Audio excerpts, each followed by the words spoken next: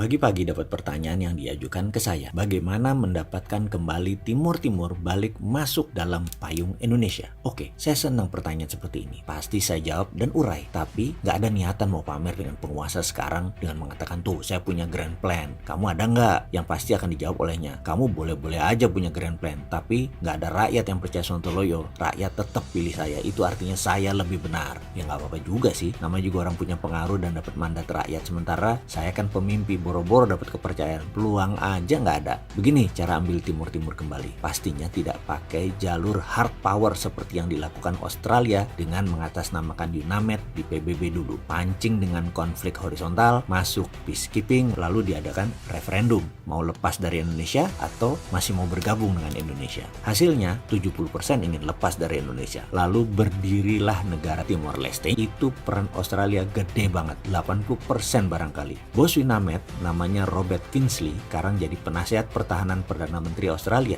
Jago geostrategik. Timor Timur salah satu prestasinya. Setelah itu sedot aset Timor Timur berupa cadangan gas alam di celah timur yang berjumlah 10 triliun kubik feet. Biaya operasional ambil Timor Timur lewat. Untung besar itu Australia. Strategi pengambilan Timor Timur tidak menimbulkan gejolak politik dan gejolak keamanan di kawasan ASEAN. Sama seperti Crimea yang diambil Rusia baru-baru ini. Itu juga yang diskenario-kan kalau pemerintah Indonesia tetap ngotot ganggu pendapatan McMoran dari Freeport, maka Amerika pinjam tangan dengan menciptakan konflik horizontal di Papua. Lalu peacekeeping masuk dari PBB, kemudian referendum mau merdeka atau tetap dengan Indonesia. Wih, pastilah pengen merdeka. Untung saja ternyata ambilnya saham Freeport tersebut tidak membuat McMoran rugi, malah Indonesia yang bisa rugi. Jadi skenario caplok Papua nggak jadi. Saya juga heran dengan ide ambil saham Freeport. Kenapa nggak naikin pendapatan negara dengan cara lain? Kenapa tidak bagi hasil finish produknya? Minta bagian dari emasnya. Jadi kita Indonesia bisa printing money, cetak duit. Sudahlah, ide saya pasti geblek dan Sontoloyo. Pasti nggak ada yang percaya. Tapi akan nyerah nggak memberi ide untuk negara? Ya enggak lah. Kita balik ambil Timor Timur saja deh. Gimana caranya? Pertama, kita mengatakan kepada Timor Leste, wahai Timor Leste, kamu buat proyek, project creation, dan ini ada uangnya. Setelah proyek diciptakan, kita Indonesia menyiapkan pendanaan, pakai pinjaman tentunya. Kita harus untung dari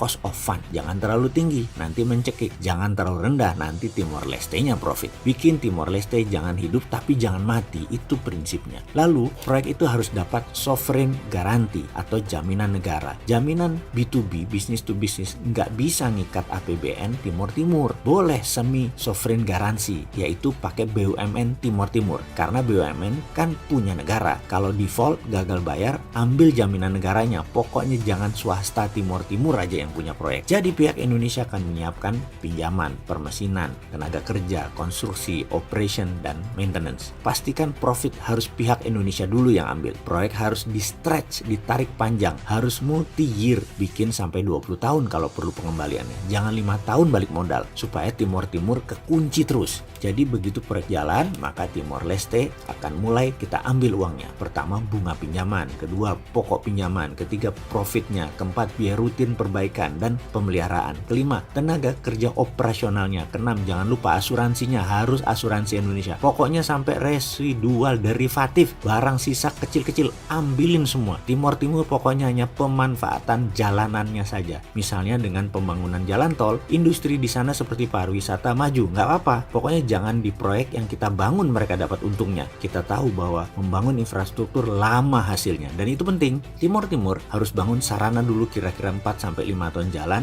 kita nikmatinlah 5 tahun awal setelah itu. Juga ketika sudah jalan kita lebih menikmati lagi. Tapi kalau tidak jalan atau proyek itu merugi, ini enak, kita ambil. Enaknya karena kita sudah balik modal dalam 5 tahun. Proyek dibikin nyicil multi-year sampai 20 tahun kalau perlu Timor Timur nyicilnya. Project creation tersebut kita idekan terus-menerus ke Timor Timur sebanyak-banyaknya sampai yang nggak perlu-perlu. Seperti punya 2 bandara internasional, bangun terminal, bangun 3 pelabuhan, bangun jembatan ke daerah yang sepi penduduk kalau perlu. Pindahin ibu kota juga kalau perlu. Bawa pejabatnya, lihat LRT dan MRT di Indonesia biar terpukau. Lihatkan pabrik penghasil gerbong kereta kita. Buatkan rel kereta keliling Timor Leste. Semua dibangun aja, dan itu versi pertama untuk pasang kaki. Ada versi kedua membuat lebih cepat lagi kuku Indonesia menancap di Timor Timur. Lebih dahsyat lagi strategi. Minat untuk tahu? Sebenarnya nggak usah dikasih tahu sih, pasti tahu. Kita coba merenung apa yang terjadi di Indonesia. Ayo fokus di video ini, jangan ngebayangin yang enggak-enggak. Itu pikiran jangan ke arah kok kayaknya Indonesia sekarang kejebak Cina ya. Ngawur kowe. Enggak, Indonesia tidak kemakan dengan Cina. Enak aja kamu ngomong kayak gitu. Cina berusaha melakukan apa yang kita lakukan ke timur-timur, tapi nggak terlalu berhasil. Jago pejabat kita tidak terkecoh Cina. Jago banget, salut saya. Coba kalau saya jadi pemimpin, pasti kepleset ke perangkap jebakan Cina. Sudahlah, karena itu jangan pilih Mardigu, biar dia urus anak yatim aja.